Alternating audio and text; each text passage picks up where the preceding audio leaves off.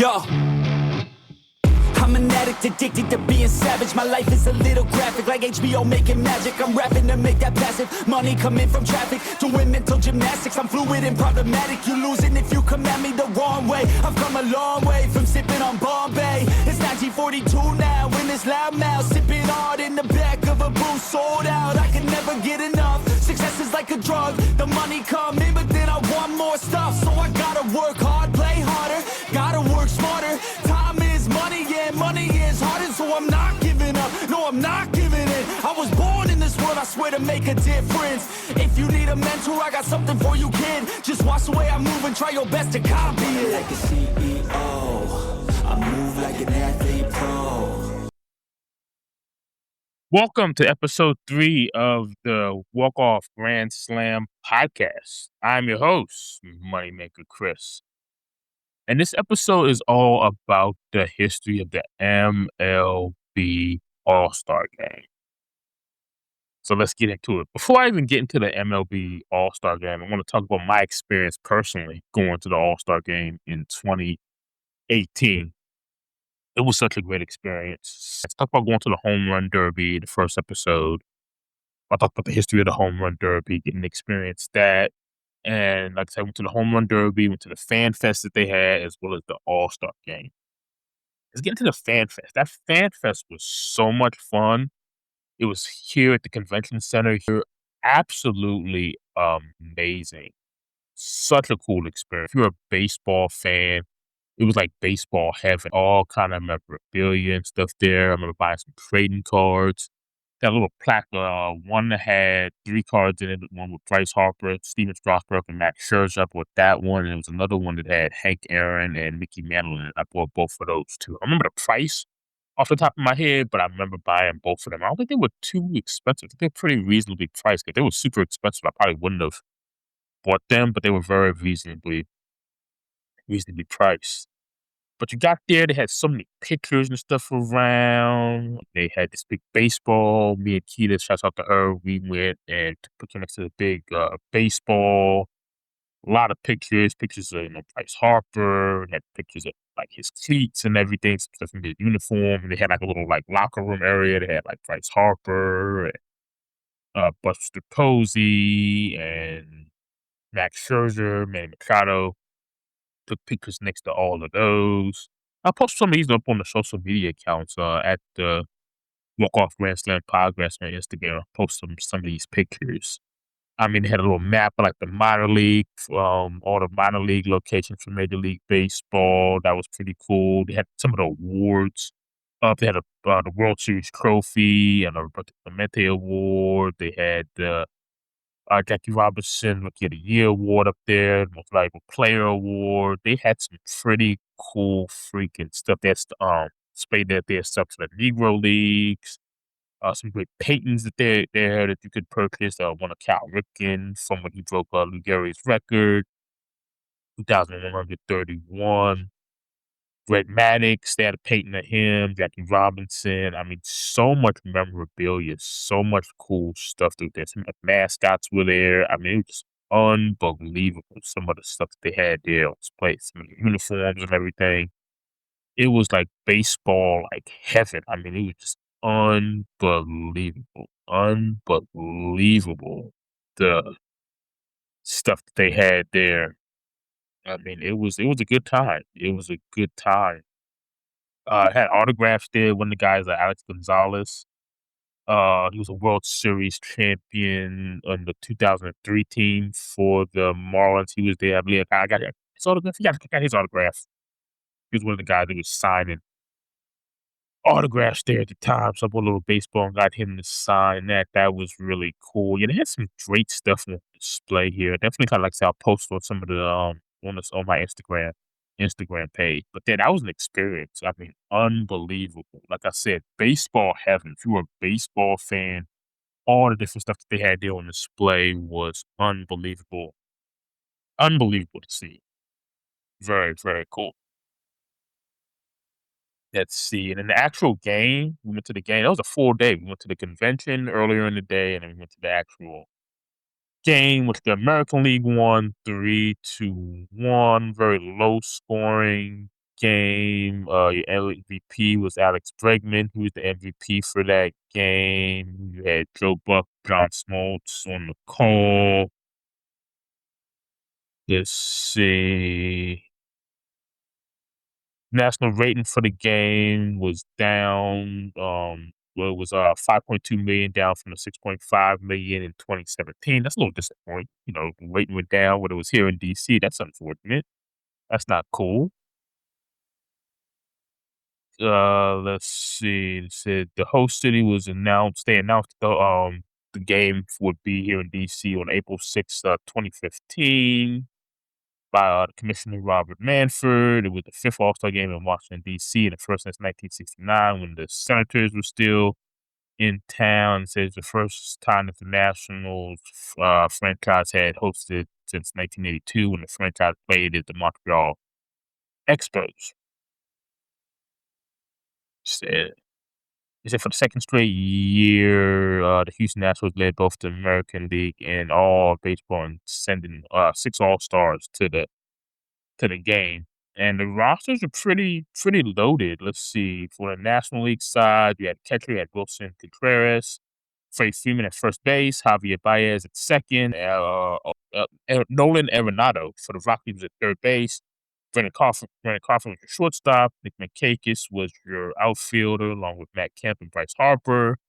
Reserves was Javier Molina, Buster Posey, JT Realmuto, Jesus Aguilera, Paul Goldschmidt, Joey Votto, Ozzie Baez, Scott Gannett, Igueno Suarez, Trevor Story, Charlie Blackmon, Lorenzo Kane, and Christian Jokic were your reserves. Pitchers was Patrick Corbin, Jake DeGrom, Sean Doolittle, Mike Fulwinski, Zach Greinke, Josh Harder, Brad Hand, Kenley Jensen, Jeremy Jeffries, John Lester, Miles Mikolas, Aaron Nolan, Max Scherzer, Ross Stripling, and Felipe Vasquez. And on the AL side, you had Wilson Ramos was your starting catcher, Jose Abreu was your first base, Jose Altuve was at second base, Jose Ramirez, three Jose's in the lineup. Ramirez at third base, Manny Machado at shortstop, Mookie Betts at outfield, along with Mike Trout and Aaron Judge, and the DH was JD Martinez. Let's see, catcher, you had reserve catchers was Salvador Perez, Yan Gomez, Mitch Moreland, first base, Jed Lowry, Gilbert Torres, Alex Bregman, Francisco Lindor, Jen Segura, Michael Brantley, Shincho Cho, Mitch Hagner, George Springer, and Nelson Cruz was your DH. Your pitchers was Trevor Bauer, Jose Barreros, Aroldis Chapman, Garrett Cole, Edwin Diaz, J.A. Happ, Joe Clemenza, Fred Campbell, Corey Colbert, Charlie Morton, Chris Sale, Luis Severino, Blake Snell, Blake Trenton, and Justin Verlander were your reserve pitchers for this game. So yeah, let's see. You got home runs from. Let's see. Oh, I got the score wrong. Hold on. It was 8-6. I'm sorry. I was looking at the innings 3-1. They had American League had 3 runs in the first and one in the second. It was 8-6 was the score in this game. Yeah, the American League won 8-6. I'm sorry. My apologies on that. They won 8-6 in this game. We had home runs from Aaron Judge, Mike Trout, John Seagar, Alex Bregman, and George Springer. On the American League side, National League side, you had Wilson Contreras, Troy Story, Christian Jokic, Scooter Gennett, and Joey Votto all homered in this game. Let's see. Your starters was Chris Sale and Max Scherzer, and the winning pitcher was Edwin Diaz The loss went to Ross Stripling, and the save went to J.A. Happ. It was 82 degrees that game. Yeah, I remember being super hot that day. It really wasn't too bad, like, temperature-wise. Partly cloudy. It was kinda cloudy. I do remember that part. 13 hits from the American League and 7 for the National League. Yeah, it was 8-6. Yeah, my apologies. It wasn't 3-1. It was 8-6 was the final score of this game. Yeah, I don't think Bryce Harper did a whole lot in this game. I don't remember his stats off the top of my head, but I don't think he had a uh, great game. Let's see if I can pull up his All-Star starts. Let's see. Bryce Harper. Yeah, I don't remember him doing a whole lot in that game. Obviously, he won the home run derby, and I'm told it ended up being his last season with the Nationals. Harper, let's see, All-Star Game 2028. 2018, I'm sorry, 2018 All-Star Game. See.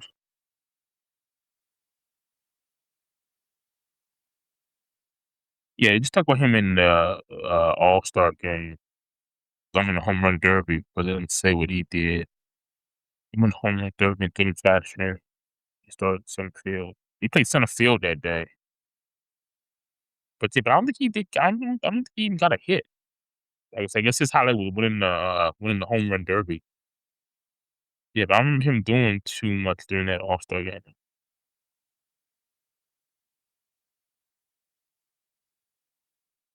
Yeah, I remember him doing a whole lot that All-Star game.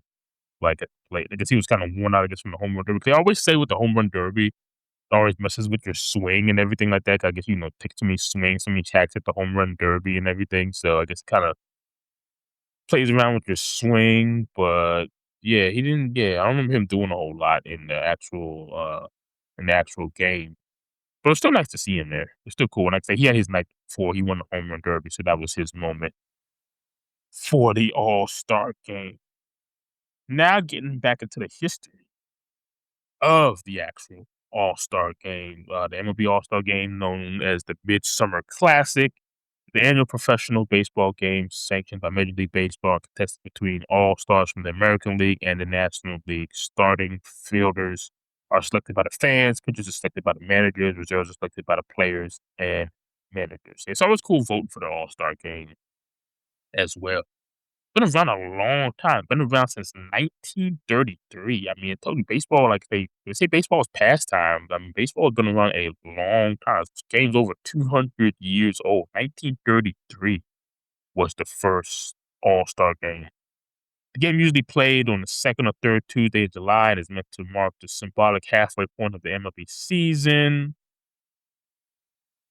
Let's see. No official All-Star game was held in 1945 and 2020. No official selection of players took place due to World War II travel restrictions, and of course, COVID-19 with the reason for the 2020 movement game in 2020.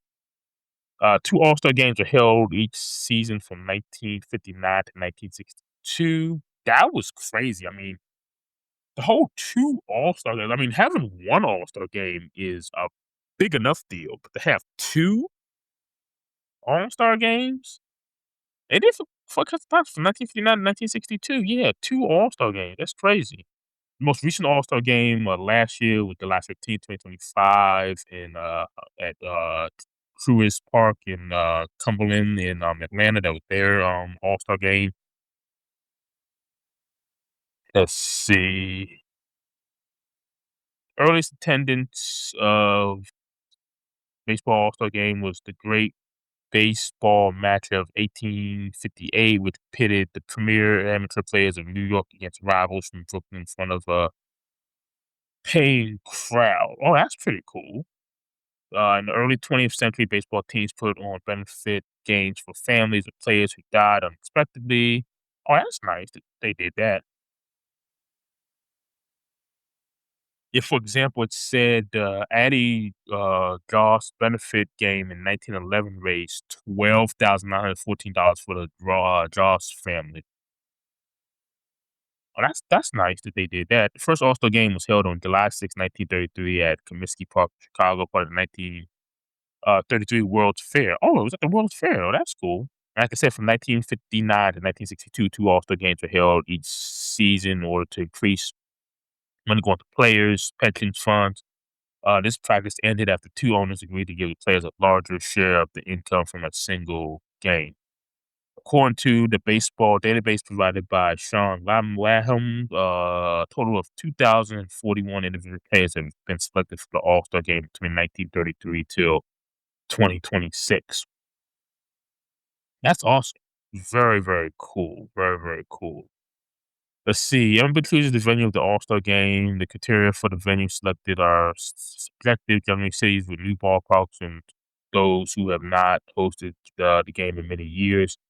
They used to kind of go back and forth between like American League, National League, National League, parks. But here recently, like I said, it's in Philly this year, in Atlanta last year. Those are both National League parks. Kind of gotten away from that concept. But I remember that vividly they would go alternate back and forth between the American League and the National League ballparks.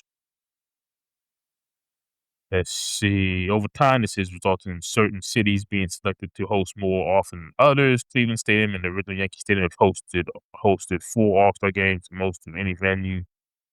And New York City has hosted more games than any other city, having done so 9 times in 5 different stadiums. At the same time, the New York Mets did not host for 48 seasons, 1965 to 2012, while the Dodgers did not host for 42 years, from 1980 to 2022.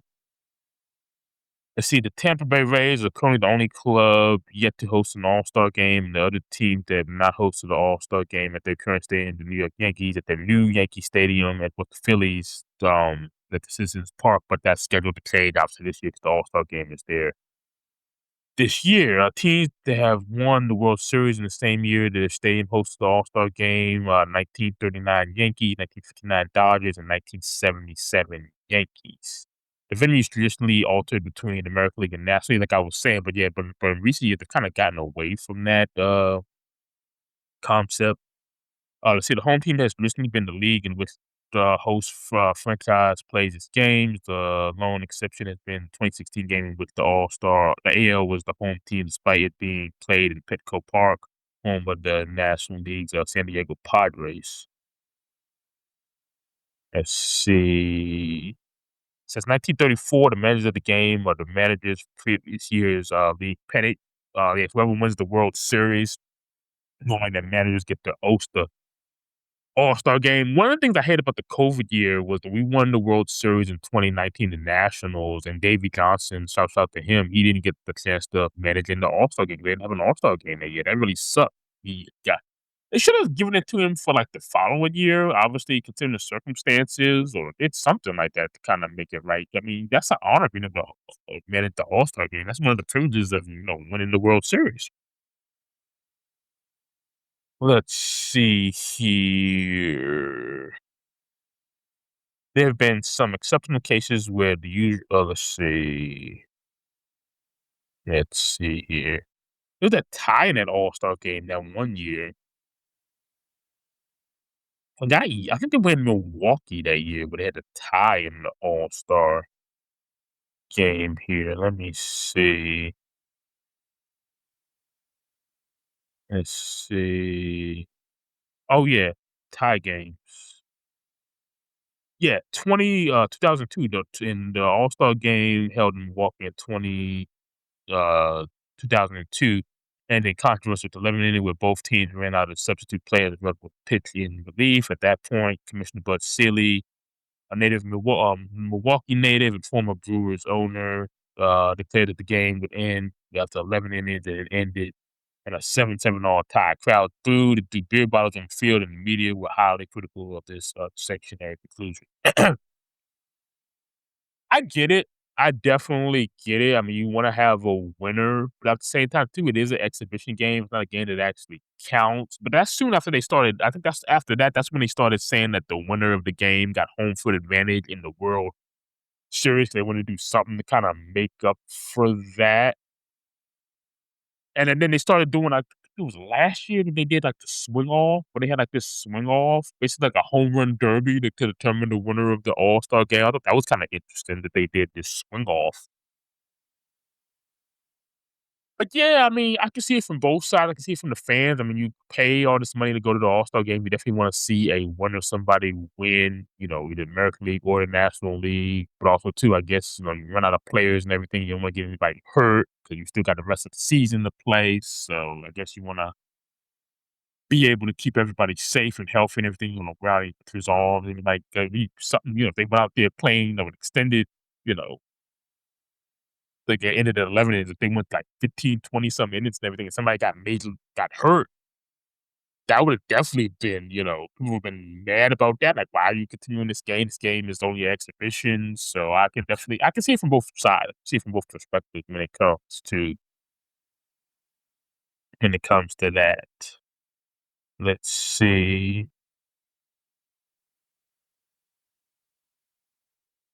To provide additional incentive for victory, Major League Baseball reached an agreement with the players union to award home field advantage for the World Series to the champion of the league that won the All-Star Games for 2003 and 2004. The agreement was extended for both 2005 and 2006 and remained in place through and included 2016 games. Since 2017, home field advantage has been awarded to the World Series team having a better regular season. Look, yeah, so they had to do something to kinda alleviate them and then a tie, so they said this game counts. This game actually means something. We're playing for home field advantage in the American League. If you get to the World Series, you have home field advantage. If you're in the National League, you have home field advantage if you get to the World Series. So I definitely understand them to win that. Because they have that whole debacle with the tie and everything. Let's see here some other news and notes about the All-Star Game. Let's see. Let's see. 93 All-Star games have been played, including 2 games per year from 1959 to 1962, with the ALD 48, 45, and 2 record-wise. The All-Star game has had seen several eras in which one league tended to dominate from 1933 to 1949. The American League won 12 of the first 16.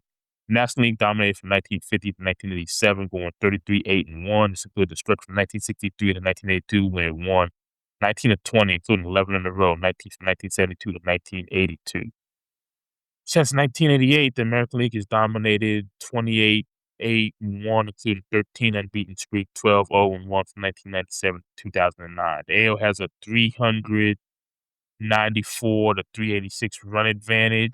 The longest All-Star game in terms of innings lasted 15, which was occurred twice, 1967 and 2008. The latter of which was the longest game with a total time of 4 hours and 50 minutes. That's some pretty cool, impressive stats there. Let's see. Like I said, like I mentioned before, the All-Star game has been scheduled mostly for Tuesday since 1963. In that year, in order to obscure the 50-year anniversary of the first All-Star game, the game was held on a Wednesday night, July 6th, 50 years to the day of the first structure from July 6th, 1933 at the same venue, Chicago's Comiskey Park. That's cool. That makes sense that they would do that. But yeah, it's always on a Tuesday. They always do it on a Tuesday. Let's see, in 1981, it was moved to a Sunday against August 9th because of MLB players' strike. That was the only game to be played on a weekend and the most recent game not held the month of July. Oh, I didn't know that. Oh, wow, they had an August All-Star game. Interesting. The game was played at night for the first time in 1952 at the Polo Grounds located in New York City. Since 1970, every All-Star game has been played under the lights though when held at venues near enough to the West Coast, the game starts daylight in the late afternoon. That's pretty cool. Twice the MLB All-Star Game has been deferred because of travel restrictions in 1945. Severe wartime travel restrictions were in effect and led to the game scheduled to be played at Boston's Fenway Park being deferred to the next season. In 2020, of course, towards this pandemic, they then held an All-Star Game during that season because we were dealing with the COVID restrictions. Like I said, there were 2 All-Star games played each season from 1959 to 1962. The second game was added to raise, like I said, money for the MLB players' pensions. Let's see, 1981, the game was moved from July to August, like I mentioned earlier.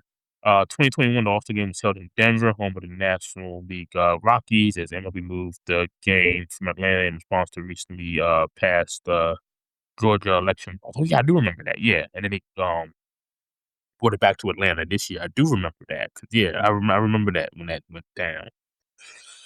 Let's see here. That's pretty much the big core stuff, the All-Star first records. Let's see. First All-Star inducted into the Baseball Hall of Fame was Babe Ruth in 1936. First rookie All-Star was Joe DiMaggio in 1936. First All-Star of African descent was Roy Campanella.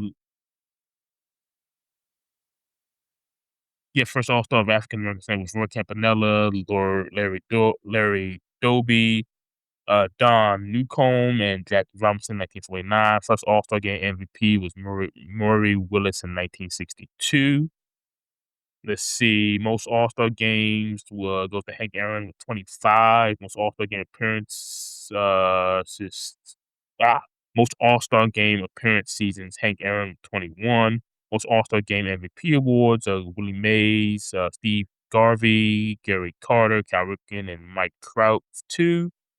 All-Star Game hits, Willie Mays had the most with 23. Most All-Star Game runs batted in, Ted Williams, 12. Most All-Star Game home runs with Stan Musial with 6. Most All-Star Game grand slams, Fred Lynn with 1. Most All-Star Game stolen bases, Willie Mays with 6. Most All-Star Game wins, Lefty Gomez with 3. And most All-Star Game strikeouts with Don Drysdale with 19. So yeah, that's some of the record and stuff for MLB, the All-Star Game. Like I said, let me pull up some of the venues. They have some of the venues here. Let's see. We got some of the venues here. Like I said, most of the places, I'd say with the minus Tampa Bay, mostly everybody's held at least one All-Star game. Oh, the uniforms. Since the first game, American League players have worn their respective team uniforms rather than wearing uniforms made specific for the game, while National League players wait until the second game to do this. In the first game, the National League All-Star team wore gray uniforms with navy blue letters spelling National League across the front of their jersey with NL caps.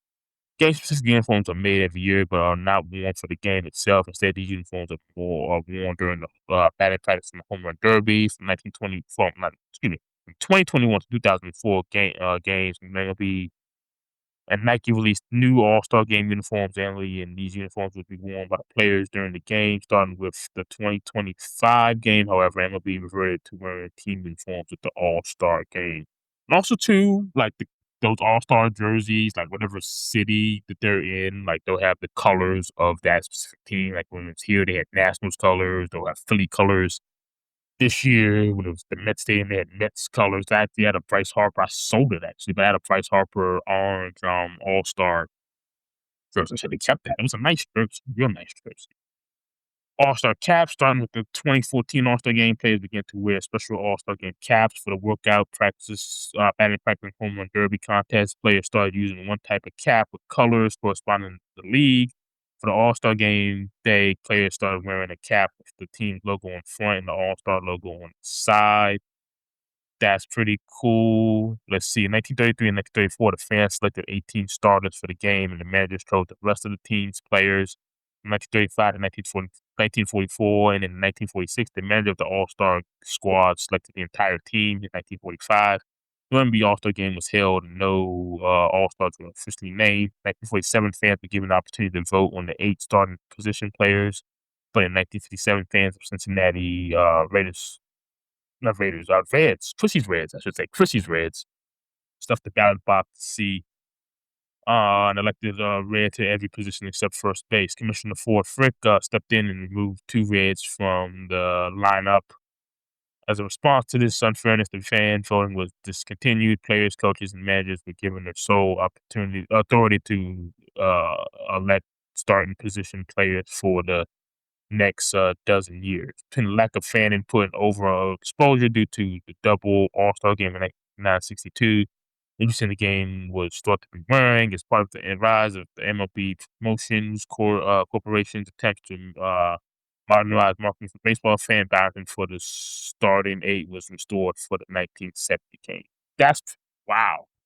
They stuffing the ballots. Oh my god. So we had voter fraud for the All-Star game. So I mean, so they were actually going, I guess, going to like you guess like you were voting in like an election, like for president or mayor or something like that. You actually had kind of like a I guess go to the I guess the polls or whatever, because this was like actually before like the internet became a thing. We could do like online vote. You had to actually, I guess, go in person and like vote for your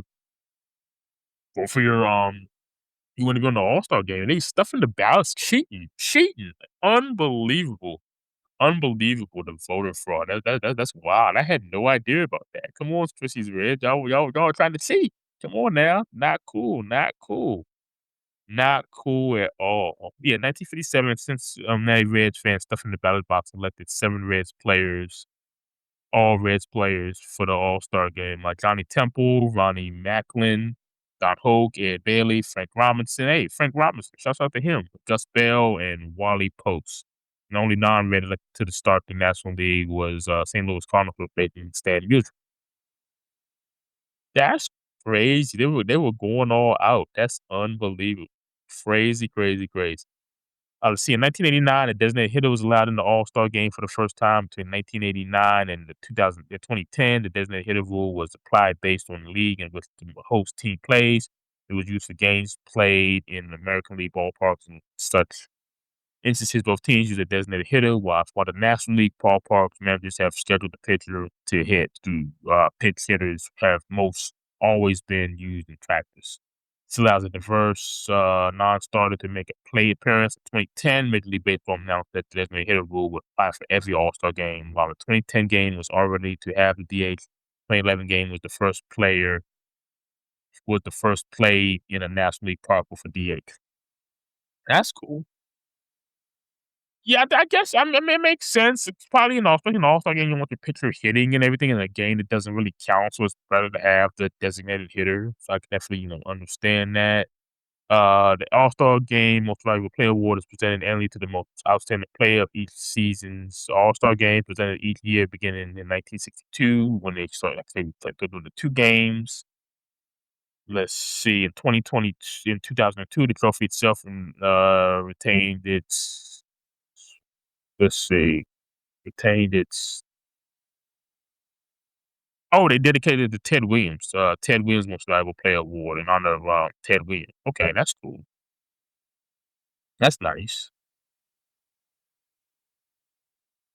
Yeah, I mean, Ted Williams, I mean, he's a legend, so obviously, naming the award after him is pretty cool, pretty cool. Let me see. Let's get to some of the venues. Let's see.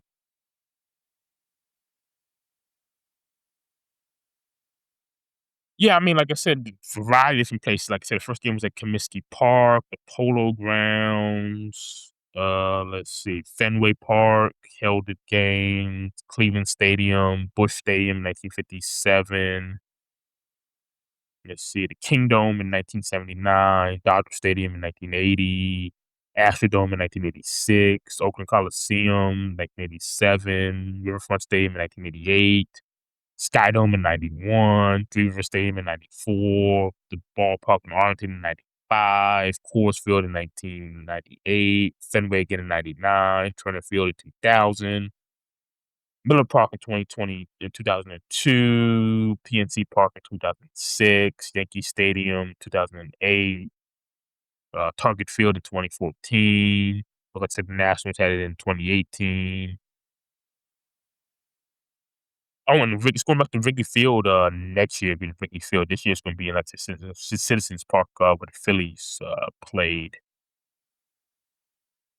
Yeah, like I said, in 2022 was at Dodger Stadium, and then it was at they kinda had the format going there for a while, like the old format with the National League, American League. Yeah, 2022, like I said, was at Dodger Stadium, T-Mobile Park in Seattle in 2023, and then, the back-to-back years, it was at the, American League Park. It was at the Rangers Global Field in 2024. Then, like I said, next 3 years, it's in the National League ballpark. I said it was in Atlanta last year, it's in Philly this year, and then Wrigley. So next 3 years, it was, at a National League park, maybe 2028. We'll probably get it maybe back in American League ballpark. Again, let's see, all-time wins, the American League has 48, to the National League's 45. Like I said, there's 2 ties, one in 1961 and 2002. The American League has 394 runs, so 386 from the National League. Attendance, let's see, last year had 41,702. 2014 or 2024, you had 39,343. 47,159 in 2023. 2022 had 52,518. They're at the Dodger Stadium, Coors Field back in 2021 at 49,184. 36,747 at Cleveland in 2019. So yeah, on average, it seems like most time they're getting at least 40 plus thousand people. A couple times, like Yankee Stadium in 2008 had 55,632. Most of them is like 40 plus thousand, 40 plus thousand, 50,000s in there. I'd say low one 37,000, 36,000. But on average, 39,000 that one year. But at least 40,000 for the most part seems like on average. A couple of them where you had like 50 plus thousand. Skydome in 91 had 52,383. 59,372 in 92. Camden Yards 93 had 48,147. That's cool. 59,568 at Pittsburgh, Three Rivers in 94. That seems to be the most so far. That one. Yeah, that one, and then Padres at Jack Murray Stadium in 92 had 59,372. Oh, 64,000 here at, that seems to be the most so far. And 1989 at Anaheim Stadium, 64,306 people there. And let's see, MVPs, let's see. Well-known MVPs. Willie Mays won it in 1963. Let's see here. Brooks Robinson won it in 1966. Willie Mays won it again in 1968. Will McCovey won it in 1969. Frank Robinson won it in 1971. Joe Morgan won it in 72. Bobby Bonds won it in 73. That's cool. Let's see here. The Ken Griffey Sr. won it in 1980? In 1980, he won it. Let's see. Roger Clemens won it in 1986. Bo Jackson won MVP in 1989. Cal Ripken won it in 91. Ken Griffey won it in 92. Kirby Puckett, the late great Kirby Puckett, won it in 93. Prime Dog Fred McGriff won it in 1994. Mike Piazza won it in 96. Jeff Conine won it in 95. Sandy Alomar Jr. won it in 97. Roberto Alomar won it in 98. So, hey, brothers, back-to-back year, you had brothers, Sandy Alomar, Roberto Alomar. That has to be history. You had brothers winning it back-to-back year. That's pretty cool.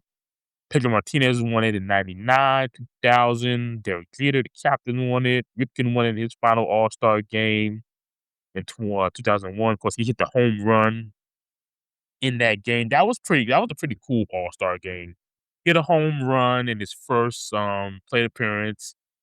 And obviously he played shortstop for majority of his career. Then toward the back end of his career, he went to third base. I remember Alex Rodriguez moved from shortstop to third and told Cal Ripken he's gonna go out there and play. Cal Ripken didn't want to do it. Then Joe Torre, who was the manager, told him to go out there and play. I think Roger Clemens was pitching. He told him, "Better go 3 up, 3 down." I don't want to have to field any plays here at shortstop. I don't think he did, but he definitely went up there, got the home run at his final All-Star game. Was with honor him. That was a cool All-Star moment. Probably one of my favorite All-Star moments. Seeing Cal Ripken get his flowers in his final season in baseball. Alfonso Soriano won it in 2004. Yeah, I graduated high school, by the way. Miguel Tejada won it in 2005. 2005. Ichiro Suzuki won it in 2007. Let's see here. Trent Fielder won it in 2011, MVP. Mariano Rivera won it in 2013. I think that was his final All-Star game. I want to say it was. I think it was. Let's see. Mariano Rivera. Yeah, 20. That was his last season. Yeah, that was his final All-Star game. So he won in his final All-Star game. Ricky won in his final All-Star game. That's pretty cool. Like Trout won it back-to-back years, 2014, 2015. Robert Cano won it in 2017. Of course, Alex Bregman won it when he was here in DC, 2018. Vladimir Guerrero Jr. won it in 2021. Giancarlo Stanton won it in 2022. Kyle Schwarber won it last year because he was part of that swing off they did in that All-Star game. Let's see here. Let's see. Yeah, two teams played. This was last year. Two teams played to a 6-6 tie after 9 innings, causing the swing-off tiebreaker rule originally implemented in 2022, which I had no idea about. When I'm doing the swing-off, I'm like, what? They're having a swing-off? I had no idea about this. National League won the tiebreaker 4-3 in the game by the score of 7-6 with Phillies. They're hitting 3 home runs for the National League during the tiebreaker and win an All-Star MVP award for his efforts. Yes, I had no idea that they had implemented this rule. So it's been around for quite some time before they actually used it. What, 3 years? Yeah, 4 years since it had been implemented and they actually finally got to use it. So yeah, that's pretty cool. Pretty cool. Different, definitely different for sure. They haven't announced the All-Stars for this year yet. I don't think so. I think you can still vote. Let's see.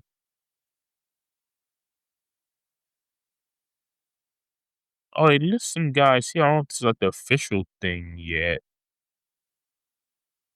I think the voting finally closed. I'm gonna recap the All-Star game and the home run derby. I'll announce the All-Star stuff then. Yeah, it didn't look like it's like official yet. So yeah, when I recap the game, I'll announce the All Stars for this coming up All Star game.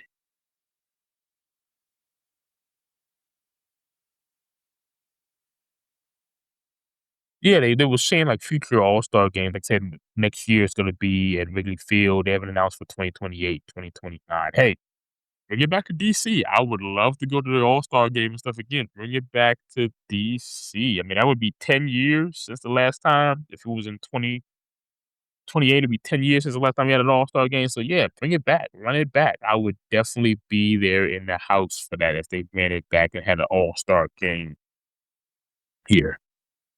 But yeah, after MLB All-Star Game, some cool information there about how the game got started, a variety of different stats and different things that made the All-Star Game the spectacle that it is. Like I say, of all the All-Star games, I think that is hands down the best All-Star game, bar none. I mean, like I say, NBA.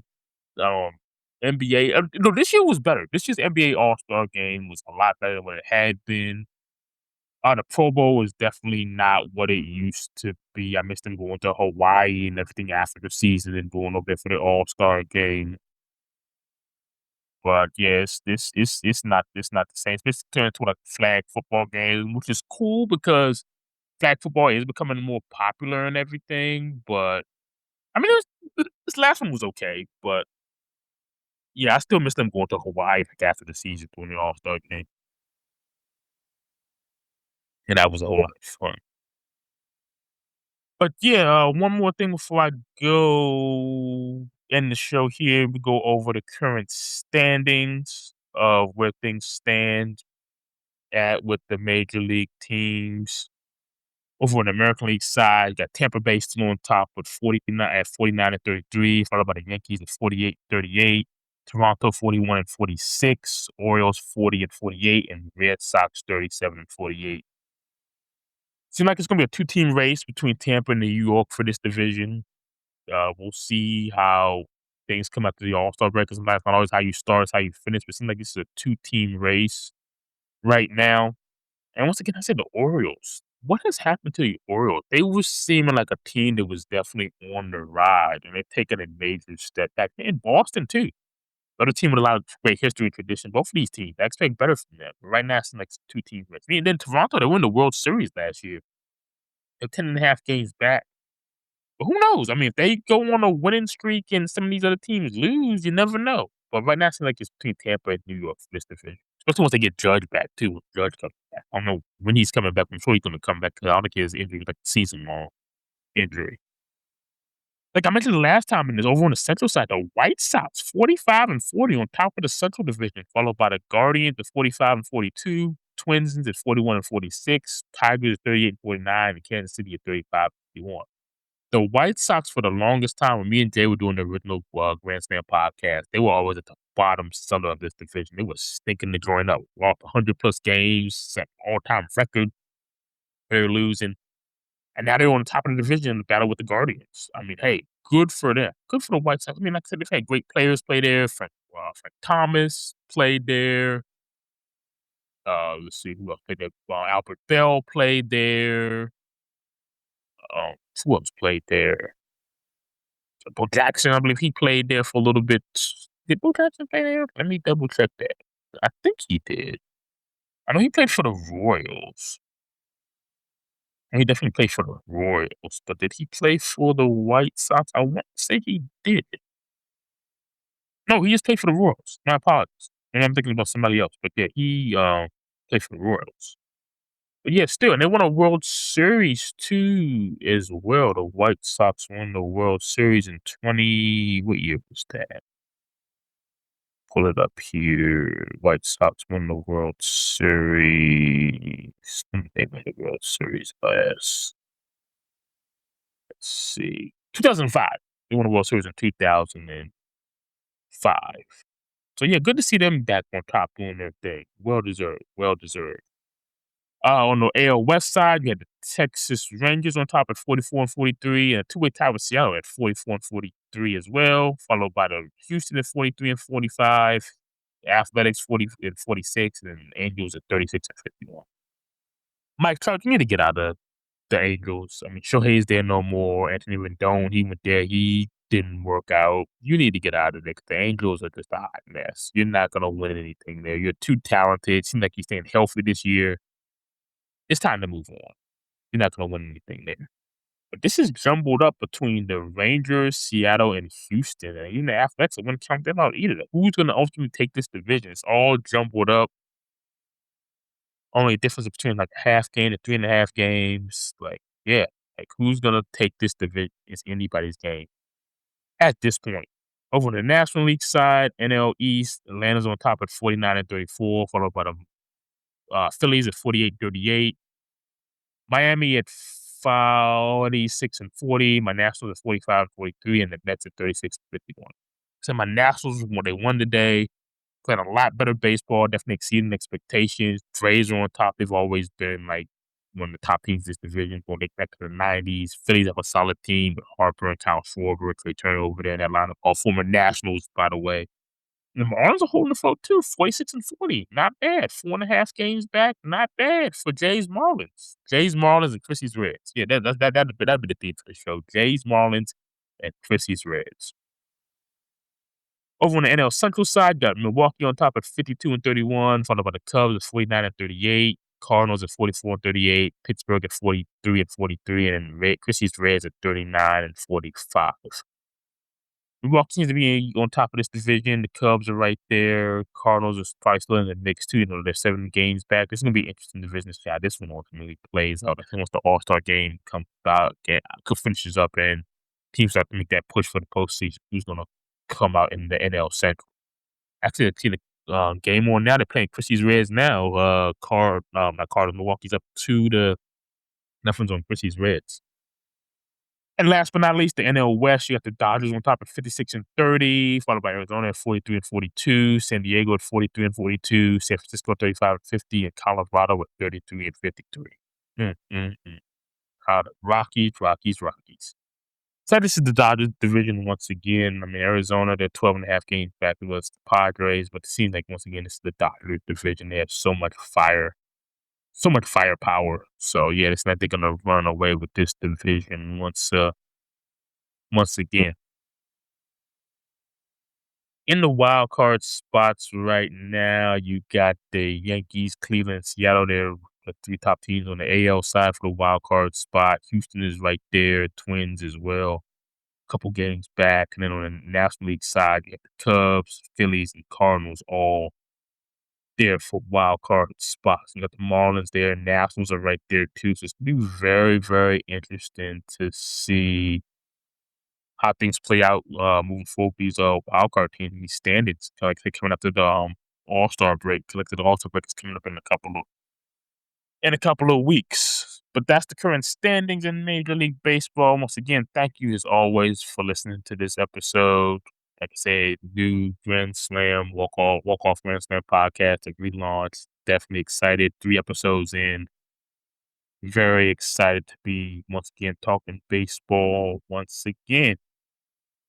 Social media accounts, I've updated them all. Instagram, give us a follow. Instagram and Threads, the same same ad is Walk Off Grand Slam Podcast. You can follow us on Instagram and Threads at Walk Off Grand Slam Podcast. The website where you can access the show, Grand Slam Walk Off alitu.com. That's Grand Slam Walk Off alitu.com. You can access the show on there. The social media accounts are on there as well, and we're on Twitter that's the old Twitter.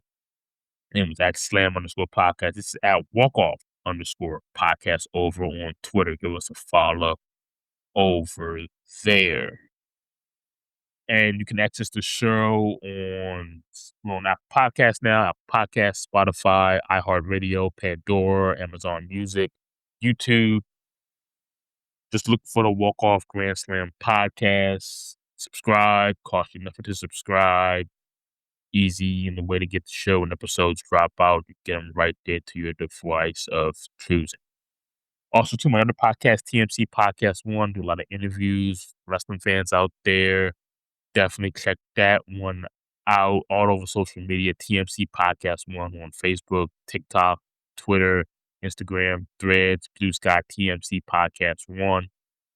Definitely check that out. Got plenty of interviews out with D'Lo Brown, interviews out with Lady Frost, Killer Kelly, people from the Cotease Reality of Wrestling School like Thomas Braxton, a variety of different interviews that are available for your listening pleasure with wrestlers you know, some wrestlers you may not know, wrestlers that are established, some that just getting started in their journey. So definitely support that podcast as well, TMC Podcast 1.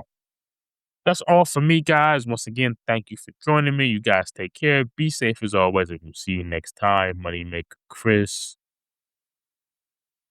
out once again. Peace.